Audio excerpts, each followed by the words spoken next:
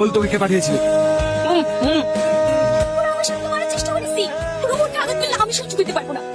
এমিলে হওয়ার পর অর্ধেক রাজত্ব তোমার, অর্ধেক আমার। আগে তোমাকে সারপ্রাইজটা দিই। কি মায়া? তুমি বললে তোমার গতিটা কে পাবে? আমি। তুমি ঠিকই ধরেছো। বল তোকে কে পাঠিয়েছিল?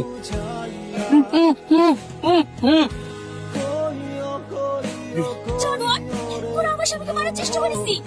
তোদের সবাইকে আমি শেষ করে ফেলবো। এটা আপনি কি বলেন ম্যাডাম? কেউ রোবটকে আঘাত করলে আমি সহ্য করতে পারবো না। ওর দিকে যে চোখ তুলে তাকাবে আমি তাকে এইভাবে শেষ করে ফেলবো। কোথায় যাচ্ছ? তোমার যদি কিছু না হয়, তা বাচ্চাদের খাওয়ানোর জন্য মানা করেছিলাম। এখন অনাথ আশ্রমে চলে যাবো। গাড়ি আমি চালিয়ে যাচ্ছি ভাবে। না থাক, আমি ড্রাইভ করতে পারবো।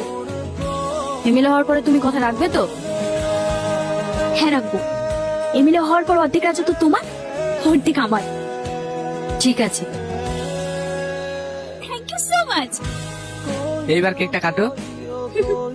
কাটবো তো, আগে তোমাকে সারপ্রাইজটা দিই। জন্মদিন তোমার, আমাকে আবার কি সারপ্রাইজ দেবে? যেমনটা সেদিন দিয়েছিলাম। কোন দিন? গাইস, এইসব কি মায়া? তোমার মৃত্যুর আয়োজন পছন্দ হয়নি? কিন্তু কেন? তুমি ভীষণ বোকা। তুমি বললে তোমার গতিটা কে পাবে? আমি। তাই বলে তোমার বিবেকে একবারও বাঁচলো না? করবো তো রাজনীতি। বিবেক দিয়ে কি হবে? সঠিক।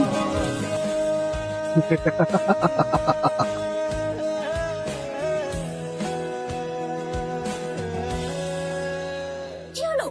তোরা আমার দিকে এগিয়ে আসছিস কেন? উল্টো বলে মার। Surprise baby. তুমি এখানে? তার মানে তোমরা। হ্যাঁ, তুমি ঠিকই ধরেছো। তুমি আমার সাথে বেইমানি করলি। আমি কি বেইমানি করেছি? আসল বেইমান তো তুই, যে মেয়ে হওয়ার জন্য নিজের স্বামীকে পর্যন্ত খুন করতে পারে। তার কাছে আমি কি? পলিটিক্সে তুমি এখনো বাচ্চা। এখানে কার সাথে কে কখন হাত মেলায় বোঝা বড়ই মুশকিল। ময়না, তুমি তো এখনো বেঁচে আছো, তাই না? শেষবারের মতো আমাকে ক্ষমা করে দাও। কে বেঁচে আছে? রোহান তো বেঁচে নেই। সেদিন তোর জন্য ওকে মরতে হয়েছে। এত বছর তোদের কাছ থেকে দূরে থাকলাম, আর যখন কাজে যাওয়ার সময় হলো তখন তুই আমাকে ছেড়ে চলে গেলি। এই কেন চলে গেলি দাদা? প্লিজ আমাকে ক্ষমা করে দাও। আমি ভুল করে ফেলেছি। প্লিজ আমাকে ক্ষমা করে দাও।